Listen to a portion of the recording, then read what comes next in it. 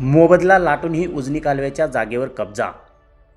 उजनी कालव्याच्या भूसंपादनात एक अत्यंत धक्कादायक आणि खळबळजनक प्रकार समोर आला आहे।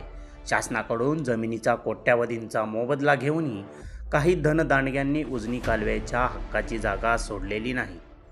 होय, उत्तर सोलापूर तालुक्यातील कोंडी गावच्या हद्दीत हा प्रकार उघडकीस आला आहे। उजनी कालवा विभाग क्रमांक 8च्या अंतर्गत जमिनीचे संपादन पूर्ण झाले असून संबंधित जमीनधारकांच्या बँक खात्यात शासनाने पैशांचा मोबदला जमा केला आहे। मात्र तरीही या जागेवर बेकायदेशीरपणे ताबा ठेवून शासकीय जमिनीवर डल्ला मारण्याचा प्रयत्न सुरू आहे। मोबदला मिळूनही मोक्याच्या शासकीय जागेवर चक्क बेकायदेशीर हॉटेल्स, आलिशान लॉज, व्यावसायिक गाळे आणि अनधिकृत पार्किंगचे मोठे व्यवसाय उभे करण्यात आले आहेत। सरकारी मालमत्तेचा वापर करून स्वतःचे खिसे भरणाऱ्या या अनधिकृत व्यावसायिकांना आता प्रशासनाने चांगलीच चपराक देण्याची तयारी सुरू केली आहे। या प्रकरणाचे गांभीर्य ओळखून भूमी अभिलेख उपअधीक्षक कार्यालयाने तब्बल 13,74,000 रुपयांची मोजणी फी भरून द्रुतगती म्हणजे तातडीच्या वर्गवारीखाली मोजणी सुरू केली आहे।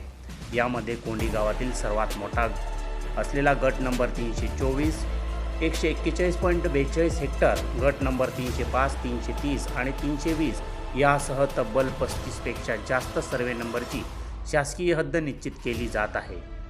भूमी अभिलेख विभागाची ही मोजणी पूर्ण होताच उजनी कालवा प्रशासन पोलीस बंदोबस्तात या सर्व अनधिकृत गाळ्यांवर आणि हॉटेल्सवर बुलडोजर फिरवणार असल्याचे स्पष्ट संकेत मिळत आहेत। मोबदला घेऊनही शासकीय जमिनीवर कब्जा करणाऱ्यांवर आता थेट फौजदारी गुन्हे दाखल होण्याची टांगती तलवार आहे। सरकारी जमीन हडप करणाऱ्या अशा भूमाफियांवर काय कारवाई झाली पाहिजे? तुमची प्रतिक्रिया कमेंट बॉक्समध्ये नक्की कळवा। सोलापूरच्या अशाच तंतोतंत आणि खळबळजनक बातम्यांसाठी आमच्या चॅनेलला आत्ताच लाईक आणि सबस्क्राईब करा। धन्यवाद।